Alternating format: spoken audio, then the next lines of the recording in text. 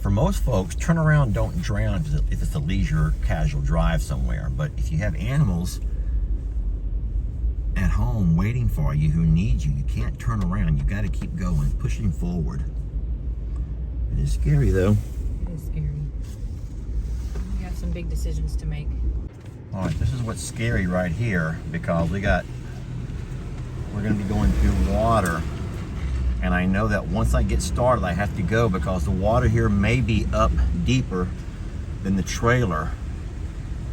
The trailer set slow, and so the goats very well could be getting wet right now. We don't want to hesitate too long in this. Oh, it's swift. This is the scary thing about pulling a trailer through water and you have animals back there, that the trailer that's right on the ground. It's just maybe 6 inches or so off the ground, and that water was definitely deeper than 6 inches.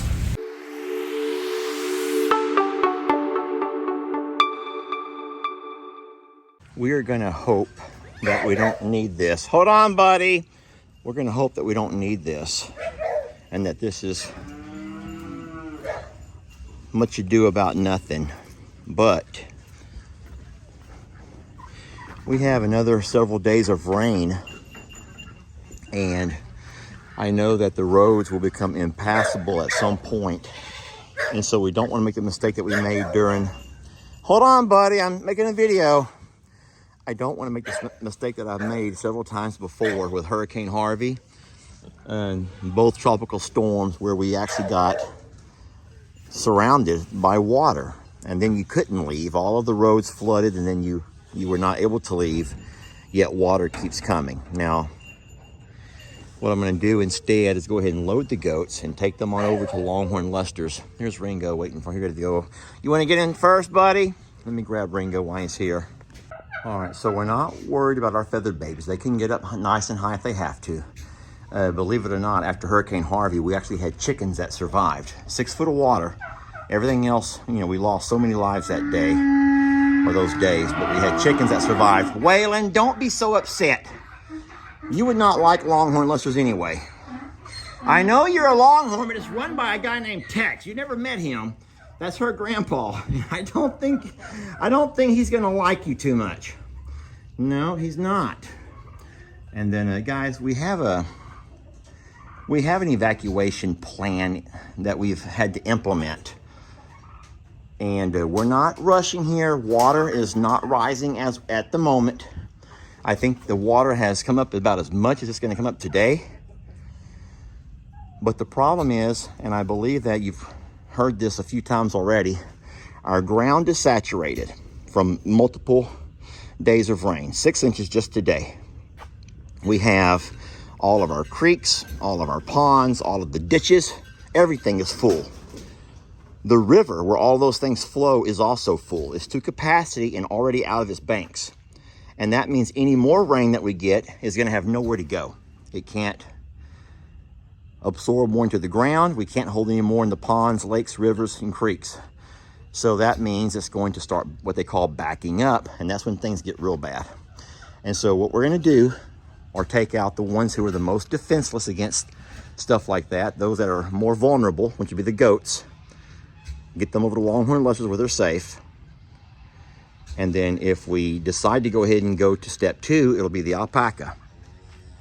My problem with the alpaca, though, is even though I can catch them here easy enough, I don't think I'll catch them again at Longhorn Lester's. I don't have the facilities to be able to corral them and catch them as easy as I can here. Jolene, I have not forgot about you. Yes, you're going to get your turn, baby, but not till 4th or 5th. We are not taking any feathered babies at Longhorn Lester's. Not going to do it, y'all. Not going to do it. Come hell or high water. I'm kidding, obviously. I'm kidding. But God forbid, could you imagine the peace and serenity of Longhorn Lester's being corrupted by all of these feathered babies? All right, Ringo's going crazy. We got to get out of here. Guys, I will say a couple of things while I'm driving, but I cannot sit any longer. Ringo is ramming everybody. Mistakes learned from Hurricane Harvey. Mistakes learned. Number one, watch your weather forecast. Don't ever take for granted what you see around you. Don't forget that the river flows downhill, and everything that's going on up north is going to eventually make its way to us. So it's not just right here that's important. It's what's going on up north of us, more so than what's going on down south of us. Secondly, you have to pay attention to what your weather forecasts are telling you. If you have more rain in the forecast, yet you know that already everything is full, the ground is saturated, that water has to go somewhere, y'all. It has to go somewhere. And so we're just going to do what I hope is the best thing. And hey, like I said a number of times, I would rather err on the side of caution than to be unprepared, not take precautions, and then find ourselves in a really bad situation. And we also reached out to Sister Kim and to my dad, and neither one of them had any interest in seeing their goats transported off. They have their own plans. I'm not saying they're being negligent, no, but they have their own plans of what they're going to do in that kind of scenario. When you saw me load the goats back at Brienne's house, you saw how wet the floor was. I knew then that the water that I brought the trailer home through was going to be fairly deep. I knew it wouldn't be a problem getting through it, but you don't want to terrify your goats. Goats are already skittish around water, and then you put them through something like that ordeal, and you can imagine how scary that is for them. We only got to go through a couple of more patches of water that deep, and we're going to be fine, guys. We're going to be fine. I don't want to do this with the goats anymore. This is scary for me and for them.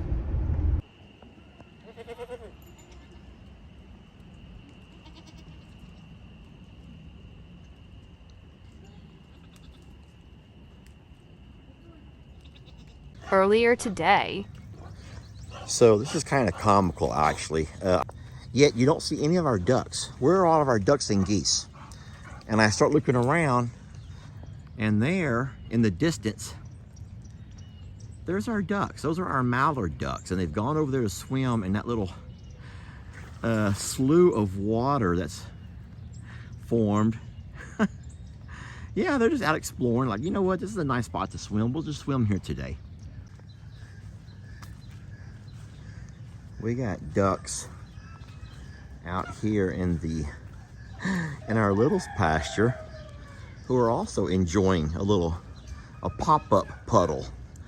I want to call it a pop-up puddle. We don't have water there usually. It's just formed because there's well, our ground is saturated, my friends. Our ground is saturated, and there's nowhere for the water to flow and run off to, so it's just going to puddle right there. And them ducks are like, yeah, this is not too bad. We can get used to this. All right, so Waylon and Jolene cannot stand anymore. Jolene's had enough of Waylon for one day. She's like, you know what, Waylon, this spot's not big enough for the two of us. So you go to her. She sent Waylon to the pig shelter. Waylon, I am so sorry. Jolene has sent Waylon over here with the pigs because she just cannot stand to be. She needs her space, y'all. Every girl needs her space. And this is what, about 24 by 8, 24 by 12. 24 by 8 is not enough room. That's not enough square footage for this girl. Nope, that's not enough room for this girl. She wants her space, and Waylon needs to find somewhere else to go. And he's had to come over here and hang out with the pigs and Ringo. And that's just great. Sorry, Waylon. Jolene she's just that kind of girl, y'all. So the horses and the donkeys are gonna hang out over here in this spot of the barn. It's nice and dry here. And I don't mind the horses hanging out in these smaller confined spaces. You just don't want to feed them in here. Horses get along real good, actually, unless you introduce feed to the mix. And once you introduce some kind of food, all of a sudden then it's every man for himself. Seriously, it's every man for himself. All right, so the decision that has to be made is a tough one, because we've seen flooding. We've seen 3 major floods in the last 5 years. When I say major floods, I mean to where there's not a dry spot to be seen anywhere around the entire hill. We've gotten water inside the barn dominium house twice in the last 5 years. And so the decision that we have to make is based on how much has already rained, how much has rained today, and how much is going to rain the rest of this week. And then you add to the fact that all of the ground is saturated. You have all of the ditches, the creeks, the ponds, the lakes, all that stuff is full to capacity.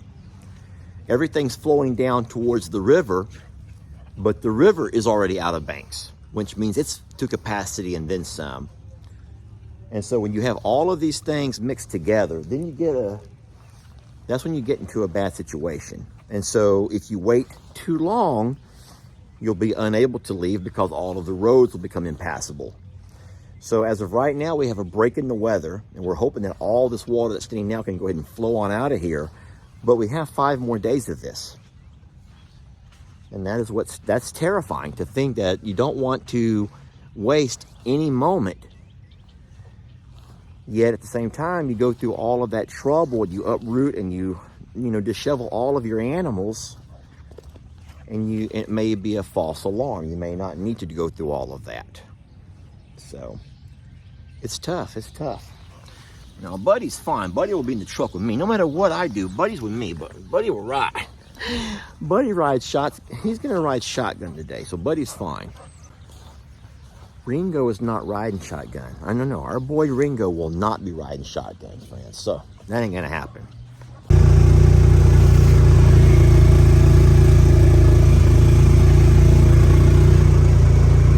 Get out of here!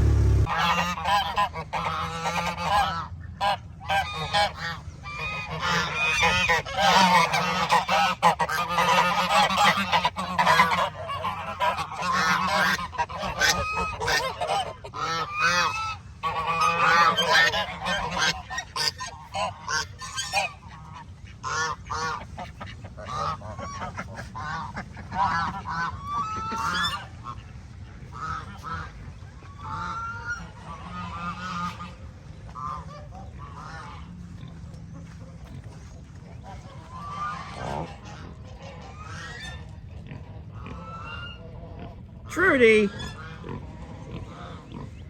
Al, you're staying here. All of you feathered babies are fine. Every one of them can jump up as high as they need to. Annie, Ernie, and Indy will be a separate trip if we have to go that far. But they will be. I'll have to trap them inside the Little's barn. Pigs, I don't think will ever happen. They're just too heavy to load. Waylon and Jolene will be an easy load, but we're gonna go in order, and then I'll just kind of work from the smaller ones up. But I know I'm breathing hard. You guys don't know what that's like, what I just had to go through. Well, you saw Brienne's video. You probably know what it's like. Ringo. All right, the longer I just make him sit here, the more mean he's going to be. So we're gonna get on the road while it's still semi-daylight. Y'all wish us luck. And just know that we're hoping to do the right thing here.